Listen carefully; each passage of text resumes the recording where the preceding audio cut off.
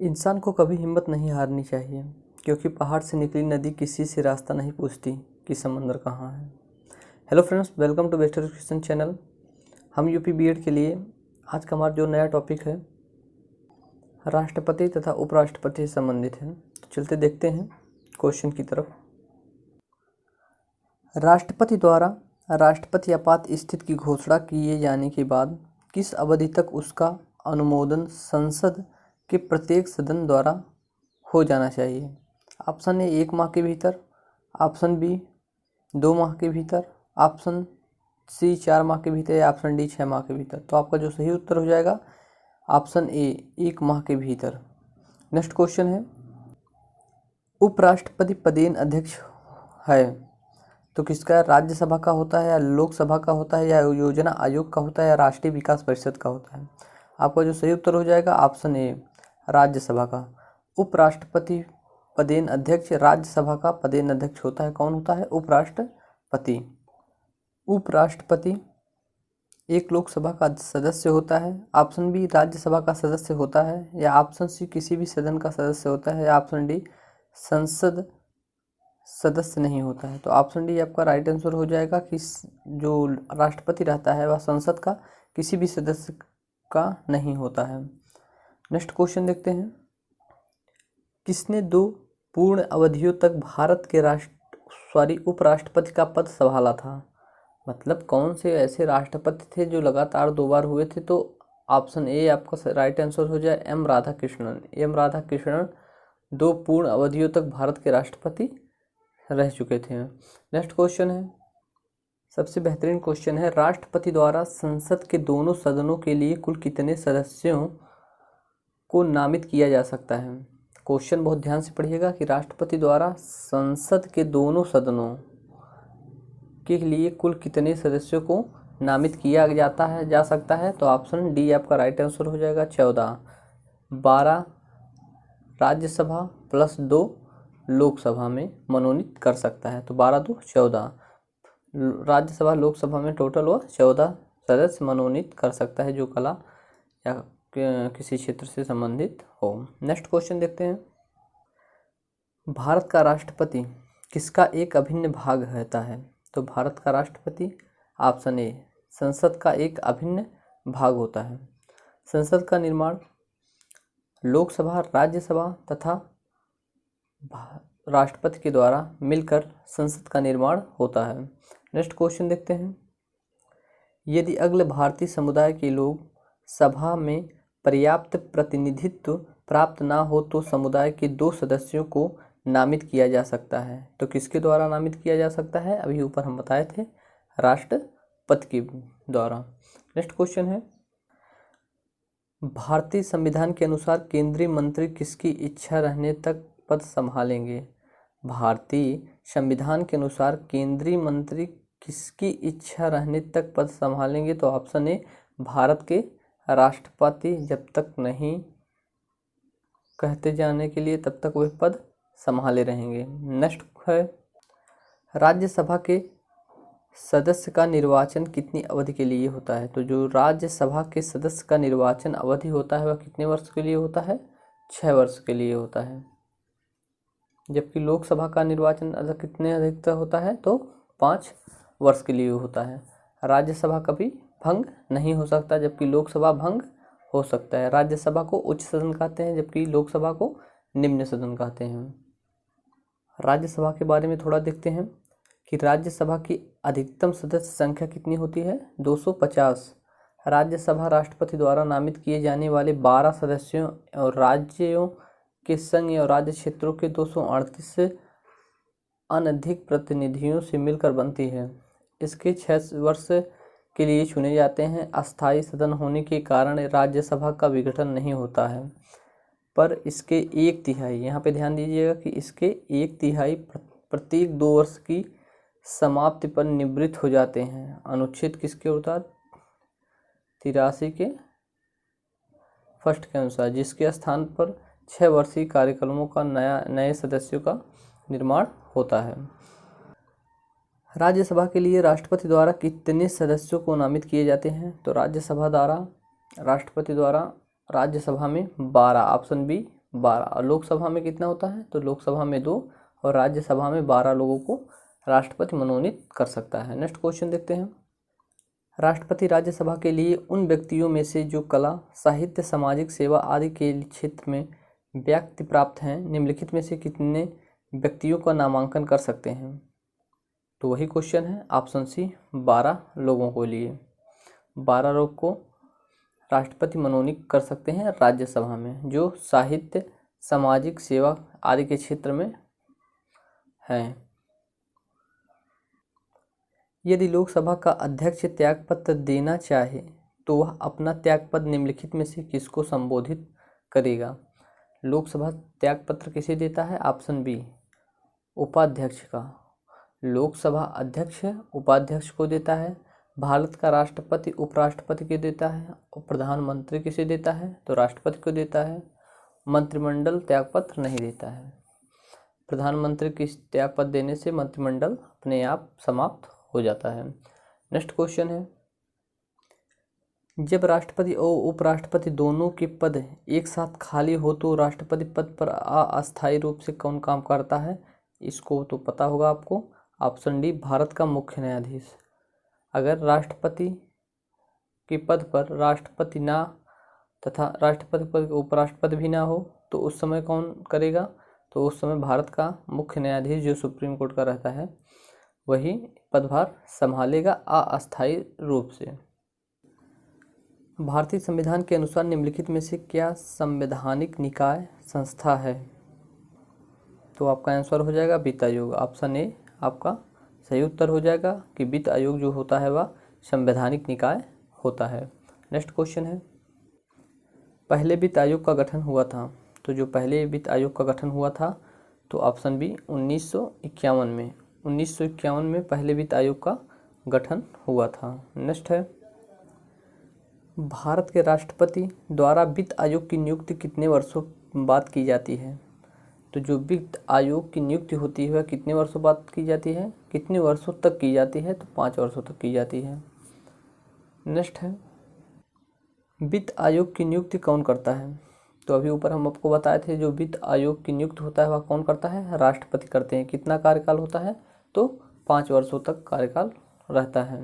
Next question है, केंद्र सरकार किसकी सिफारिशों के आधार पर भारत की समेकित निधि से राज्यों को सहायता अनुदान देती है? ऑप्शन सी, वित्त आयोग। नेक्स्ट, संघ लोक सेवा आयोग के सदस्यों की नियुक्ति किसके द्वारा की जाती है? तो ऑप्शन बी, राष्ट्रपति के। संघ लोक सेवा के आयोग राष्ट्रपति 316 के ए के तहत अनुच्छेद 316 के ए के तहत संघ लोक सेवा आयोग के सदस्यों को नियुक्त कौन करेगा? तो राष्ट्रपति करेगा। नेक्स्ट क्वेश्चन है, भारत के अटॉर्नी जनरल की नियुक्ति कौन करता है? अटॉर्नी जनरल का अर्थ होता है महान्यायवादी। तो भारत के महान्यायवादी या अटॉर्नी जनरल की नियुक्ति कौन करता है? तो ऑप्शन बी आपका सही उत्तर हो जाएगा, भारत का राष्ट्रपति। तो अटॉर्नी जनरल किस आर्टिकल में है? तो आर्टिकल आपका हो जाएगा अनुच्छेद 76 के ए के तहत। अनुच्छेद 73 के ए में यह प्रावधान है कि भारत में एक अटॉर्नी जनरल रहेंगे। अटॉर्नी जनरल की जो योग्यता होती है, महान्यायवादी का जो योग्यता होता है वही योग्यता होती है जो एक मुख्य न्यायाधीश का होता है। सर्वोच्च न्यायालय जो मुख्य न्यायाधीश बनने में योग्यता लगता है वही अटॉर्नी जनरल के बनने में ही लगता है। नेक्स्ट क्वेश्चन है, निम्न में से भारत के वह राष्ट्रपति कौन थे जो 2 बार राष्ट्रपति के पद पर रहे थे? तो ऑप्शन डी आपका सही उत्तर हो जाएगा, बाबू राजेंद्र प्रसाद। बाबू राजेंद्र प्रसाद ऐसे थे जो भारत के राष्ट्रपति लगातार 2 बार रह चुके थे और यही भारत के पहले राष्ट्रपति थे। नेक्स्ट क्वेश्चन है, देश की सशस्त्र सेनाओं का सर्वोच्च कमांडर इन चीफ कौन होता है? तो देश के सशस्त्र सेनाओं का सर्वोच्च कमांडर इन चीफ कौन होता है? तो राष्ट्रपति होते हैं। ऑप्शन डी आपका राइट आंसर हो जाएगा, राष्ट्रपति। नेक्स्ट क्वेश्चन है, निम्नलिखित में से वे व्यक्ति कौन है जो अनुच्छेद 143 के अधीन किसी मामले को सलाहकारी राय के लिए भारत के उच्चतम न्यायालय को भेज सकते हैं? तो आपका सही उत्तर हो जाएगा, भारत के राष्ट्रपति। राष्ट्रपति और उपराष्ट्रपति से संबंधित चुनाव विवादों का समझौता कराने का अधिकार उच्चतम न्यायालय को है। यह उसका है। तो क्या है उसका? ऑप्शन ए, मौलिक अधिकार। राष्ट्रपति और उपराष्ट्रपति जो संबंधित विवाद अगर हो जाते हैं तो उसका निवारण जो है उच्चतम न्यायालय करेगा। किसके अनुसार? क्योंकि उच्चतम न्यायालय का यह मौलिक अधिकार है। नेक्स्ट क्वेश्चन है, एक बात और, किस आर्टिकल के तहत? तो आर्टिकल 71 के तहत भारत का उपराष्ट्रपति होता है। तो भारत का जो उपराष्ट्रपति होता है वह राज्यसभा का पदेन अध्यक्ष होता है। भारत का जो उपराष्ट्रपति होता है वह राज्यसभा का पदेन अध्यक्ष होता है। नेक्स्ट क्वेश्चन है, निम्नलिखित में से वह व्यक्ति कौन था जिसे भारत के राष्ट्रपति के रूप में निर्विरोध चुना गया? तो कौन ऐसे राष्ट्रपति थे जो निर्विरोध चुने गए? तो option C, doctor N Sanjiva Reddy. Doctor N Sanjiva Reddy का मतलब होता है कि डॉक्टर नीलम संजीव रेड्डी ऐसे राष्ट्रपति थे जो निर्विरोध चुने गए थे। नेक्स्ट क्वेश्चन है,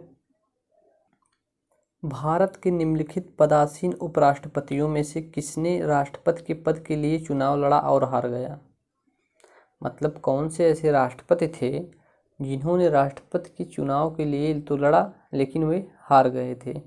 तो ऑप्शन सी, भैरव सिंह शेखावत। भैरव सिंह शेखावत जब उपराष्ट्रपति थे तब उन्होंने राष्ट्रपति चुनाव लड़ा था और वो हार गए थे। यहाँ पे देखिए, तत्कालीन उपराष्ट्रपति भैरव सिंह शेखावत जो कि 13वें राष्ट्रपति के चुनाव में जुलाई 2007 में किससे हारे थे? तो प्रतिभा देवी सिंह पाटिल से पराजित हुए थे। नेक्स्ट क्वेश्चन देखते हैं, भारत का पहला राजनीतिज्ञ राष्ट्रपति कौन था? बहुत अच्छा और आज के टॉपिक का बहुत सुंदर सवाल है। तो भारत का पहला जो राजनीतिज्ञ राष्ट्रपति कौन थे? तो option B, doctor APJ Abdul Kalam. राजनीतिक के मतलब होता है कि कभी राजनीति में भाग नहीं लिए थे और डायरेक्ट ही वो राष्ट्रपति बन गए थे। तो भारत का पहला राजनीतिक राष्ट्रपति कौन है? तो डॉक्टर APJ अब्दुल कलाम जी हैं। नेक्स्ट क्वेश्चन है, राष्ट्रपति संविधान के किस अनुच्छेद के अंतर्गत राष्ट्रीय आपात स्थिति घोषणा कर सकता है? तो ऑप्शन ए, 352। राष्ट्रपति आपातकाल 3 प्रकार से लगा सकता है। कौन कौन आर्टिकल है? अनुच्छेद 352, 356 व 360।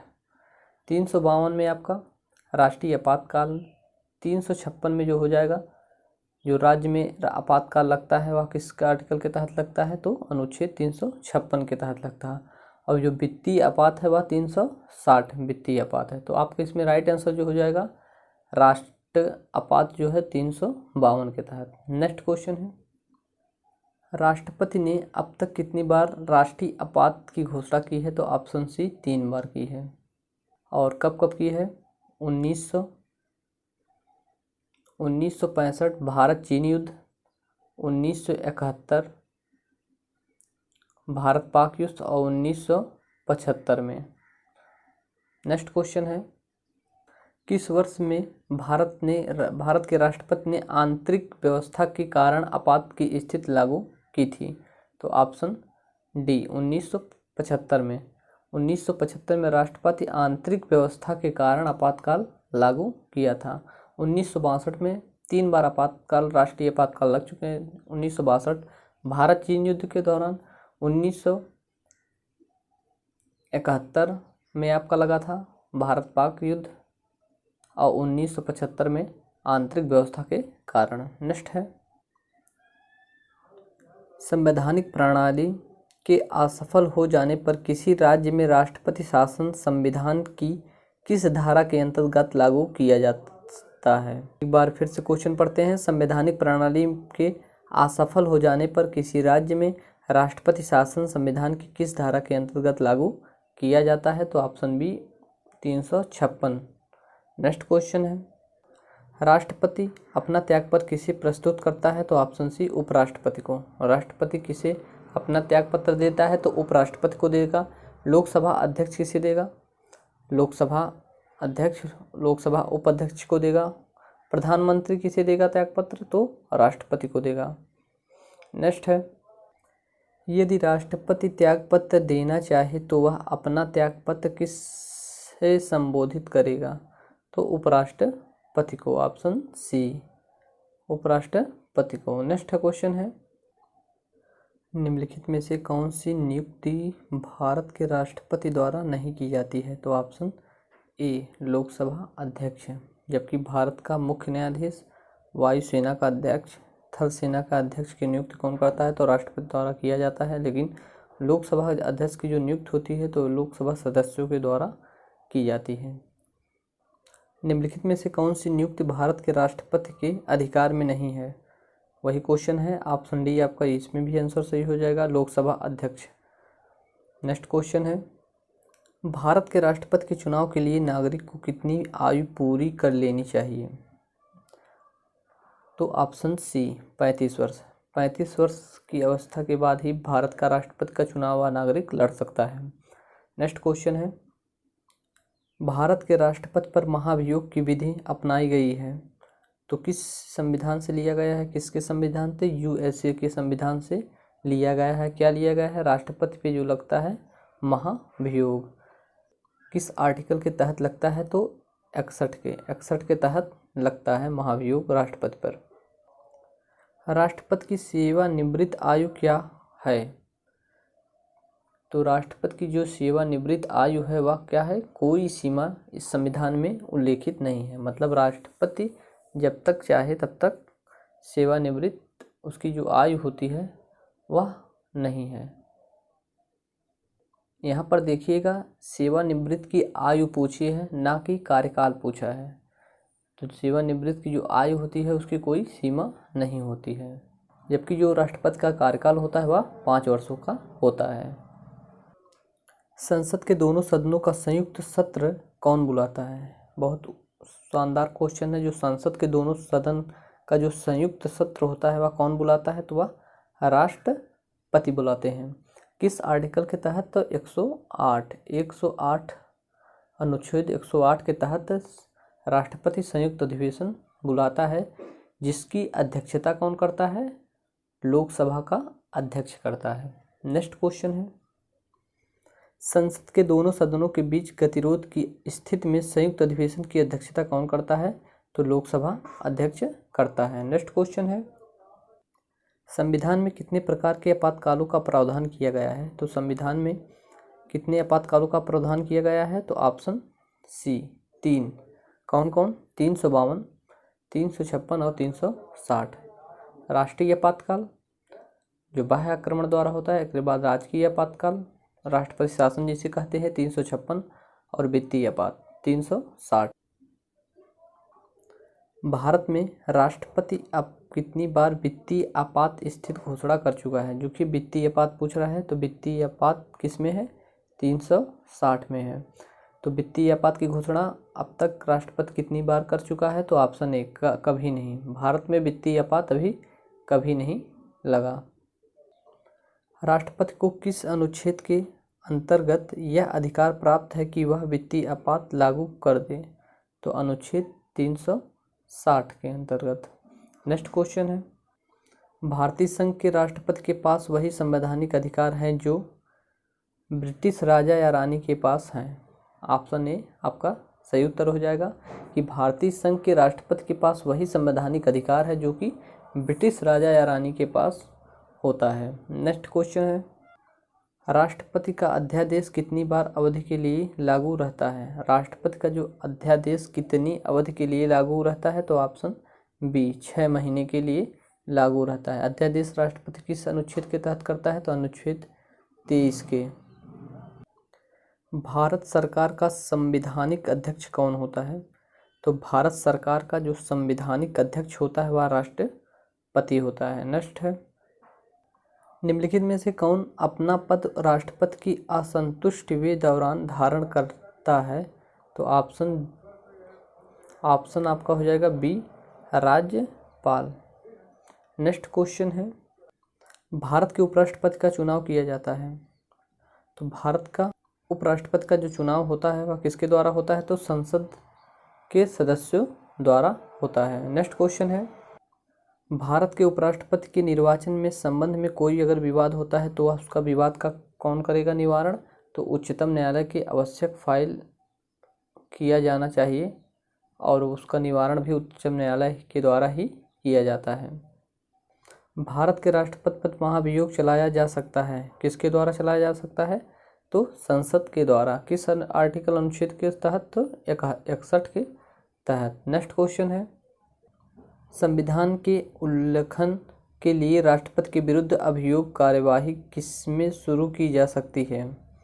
तो ऑप्शन सी, संसद के किसी भी सदन में, चाहे वह लोकसभा हो या राज्यसभा हो, किसी भी सदन में अनुच्छेद 61 का प्रयोग करके राष्ट्रपति के विरुद्ध महाभियोग चलाया जा सकता है।